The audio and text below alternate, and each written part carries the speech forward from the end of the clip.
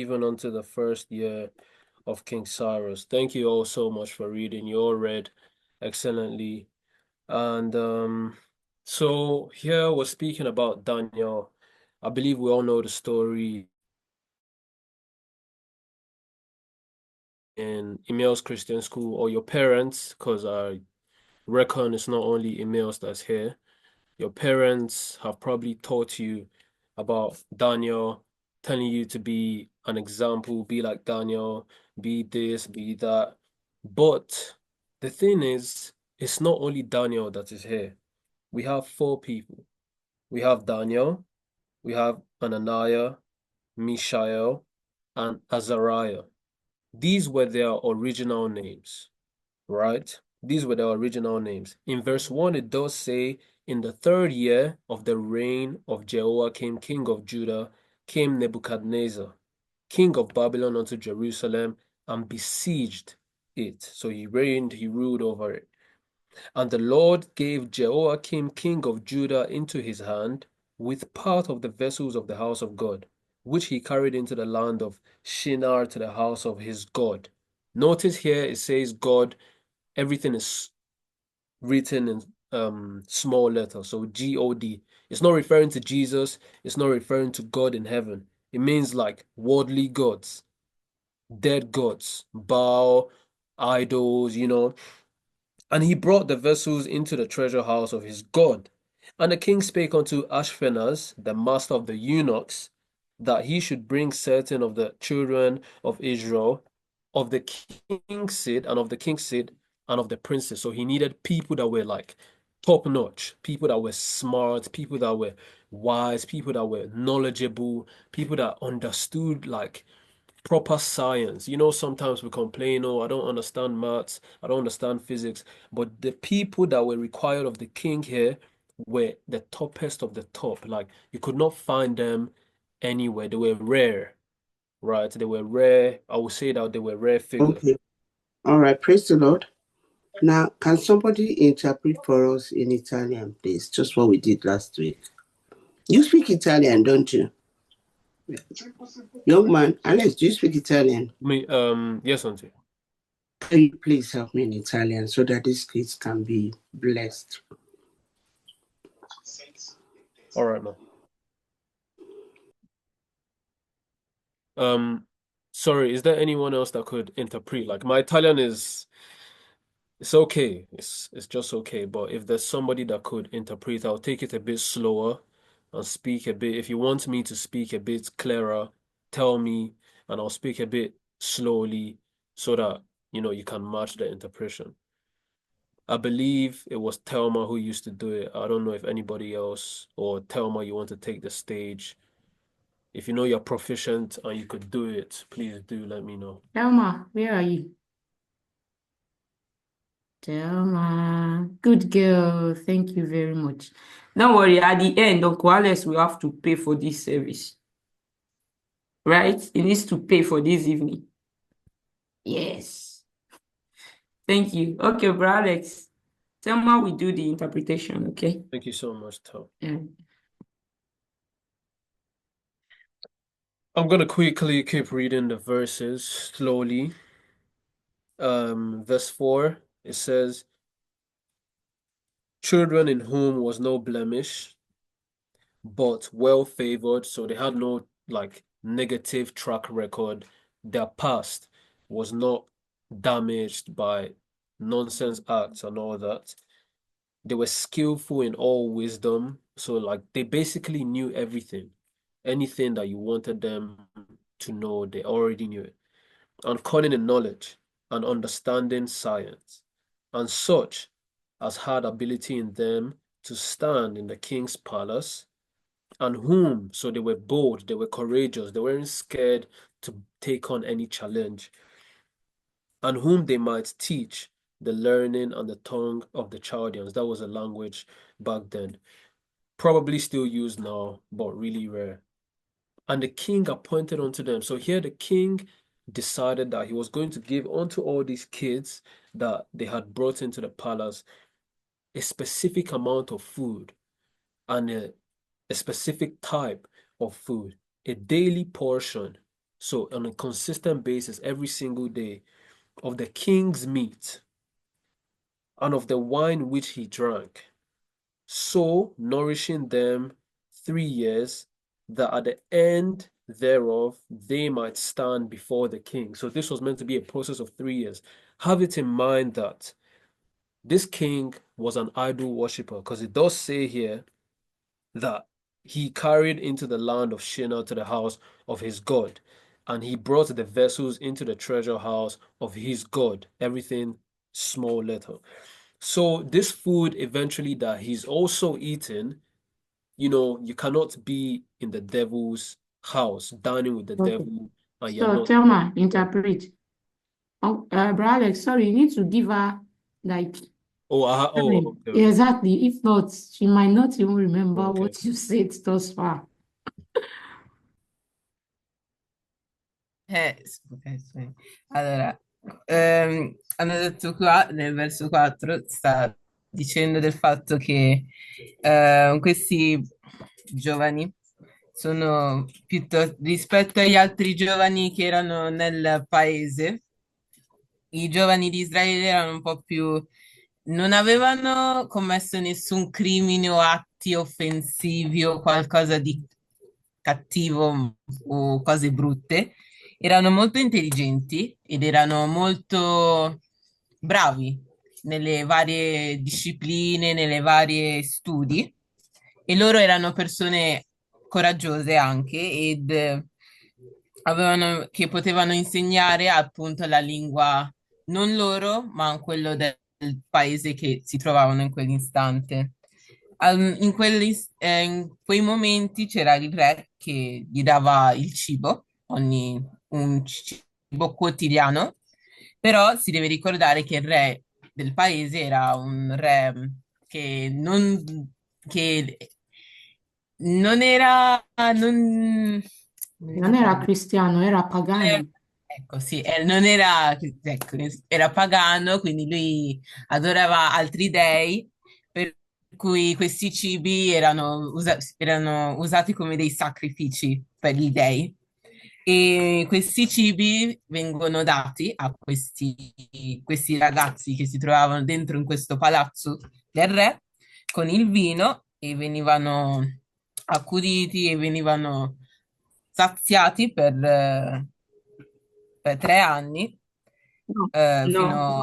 a... Tema un attimo. Sì, allora, Eh? quei cibi sacrificati a questi Sì. dei, dei re, allora Mhm. sono stati suggeriti a Sì. questi 4 bambini, cioè Ah, 4 ragazzi, eh, ma loro li hanno rifiutati.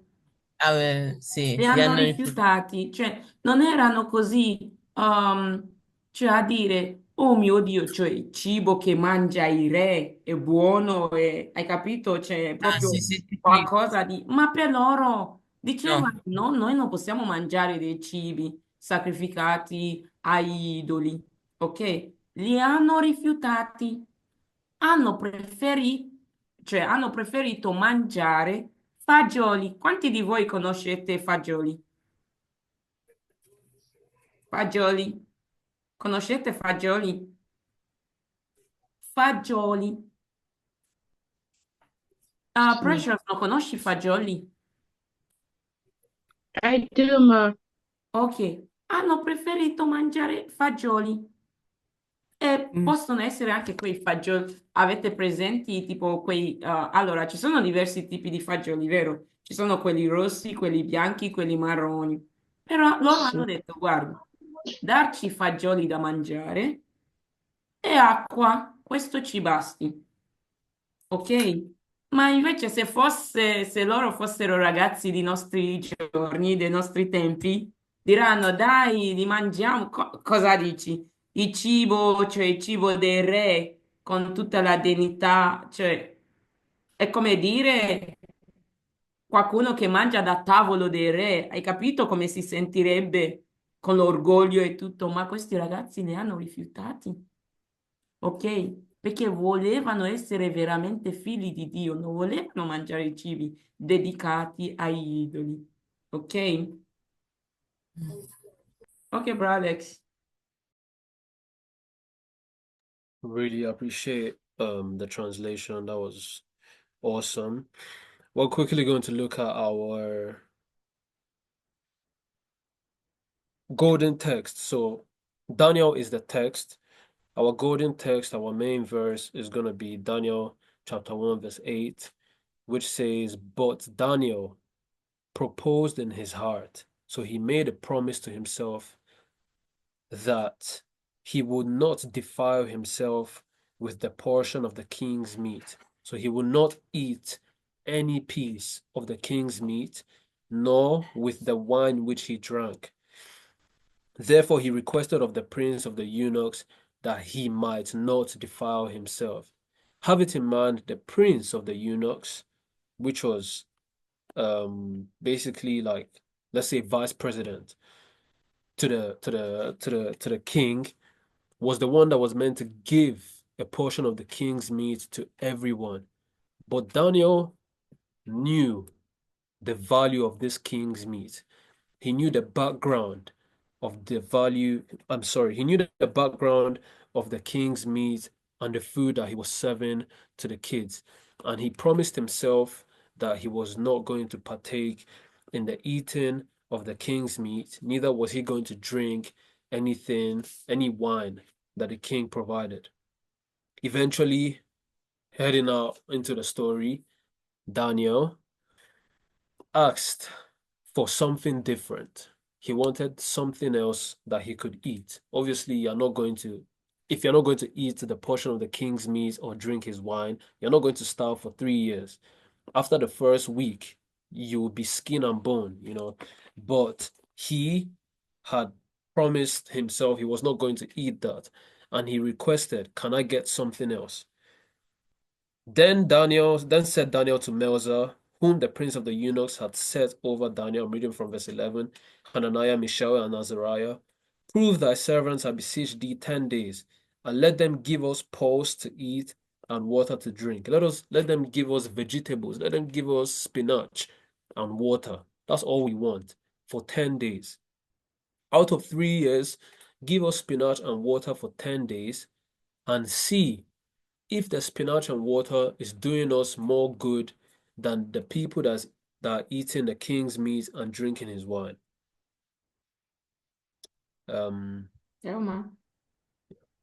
Allora,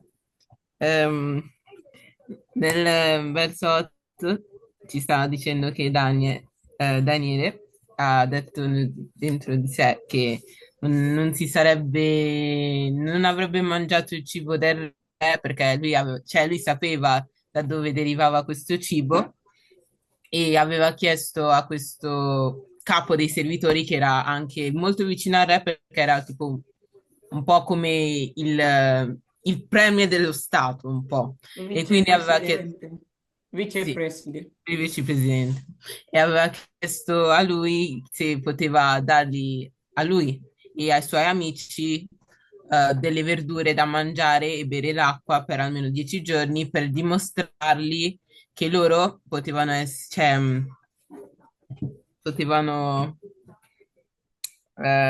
essere nutriti meglio.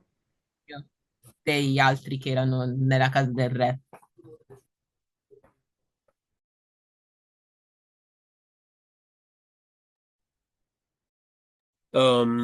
Thank you so much. Thank you so, so much, Thelma. And eventually, after 10 days, indeed, the countenance, so the physical appearance of Daniel and his friends was way better. They were more robust than the people who were eating meat. You know the amount of protein and like actual nutrients that meat has, plus adding wine to it. That's a whole lot. But just vegetable and water provided more meat, more fleshly meat for Daniel and his friends than the people that were eating a portion of the king's meat and drinking the portion of the king's wine. Here we can learn a quick lesson that it's not about what you have. Like, it's not about, you don't need something big to achieve something big.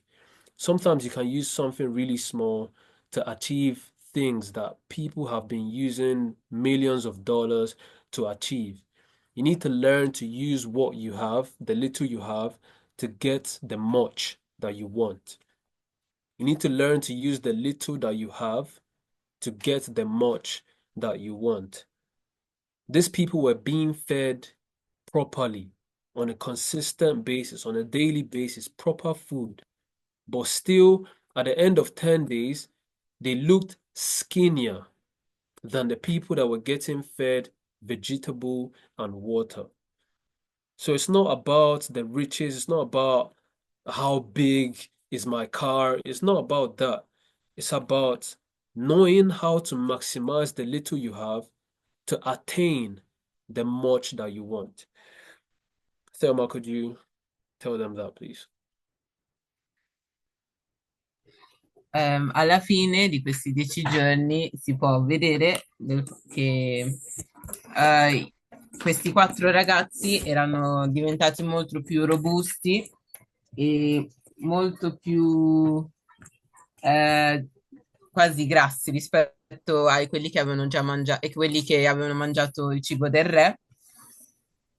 E questo che era molto strano perché di solito la carne, sapete che la carne ha tante proteine e poi aggiungendo il vino è anche tanto, però si è dimostrato invece che la verdura e l'acqua invece ha portato più quella corporatura rispetto a quello che dà di solito la carne. Questo ci insegna il fatto che non è una cosa, non è per forza quello che è grande che ti porta a un risultato grande. Puoi avere quel risultato grande, cioè quel grande successo anche dalle cose piccole, perché puoi fare quello che hai e renderlo in una cosa molto più, cioè ottenere quei grandi risultati che si vuole avere. Thank you so much. Thank you so much once again. Another lesson we can learn from Daniel here, from verse 8, it says, "But Daniel proposed in his heart that he would not." He was determined, determination. He was focused on the goal. He said, "I'm not going to do it." And he did not do it. He found another way to do what he promised he was not going to do, and he did it better than the people that were doing it with the much that they had. Determination is key to attaining huge results. You need to be determined. Many people are going to come and say, "Oh, bro, you can't do it. Oh, sis, you can't do it. Oh, but this person tried and they didn't get there. What makes you better? What makes you different from them?" I don't care if he tried or she tried and they couldn't get it. I am not them. I am me. You are you. You can always attain whatever you want if you put your mind to it. If you are determined and you say, "No, I don't want it," and you're sure you don't want it, then you wouldn't want it and you wouldn't do it. But if you want it and it is what you want and God is leading you and you've proposed in your mind and it's like, "I really need this thing," you're going to get it. The lesson here is determination. And my favorite quote is, "If you can think it in your mind, you can hold it in your hand." If you can think it in your mind, you can hold it in your hand. If you're thinking about passing your exams in May, June, but yet it seems like your preparation is not as much as it should be, or you're not getting the grades that you should be getting, think it in your mind. "I'm going to pass these exams. I don't have another choice. I don't want to spend another year in this place or doing the same thing over and over again. I'm going to pass these exams." When you start thinking that way, you start vibrating that, you start speaking it, you're vibrating it into your surroundings. Eventually, you're attracting your books to you, and you feel that need to pick up those books, solve those past question papers, study with your mates instead of playing around. Or if you're in Liceo, Scientifico, wherever you are, and you have exams coming up, or you really want to do something, think it in your mind, voice it out with your mouth. Eventually, in due time, you'll be holding it in your hand. The results will speak for themselves. And And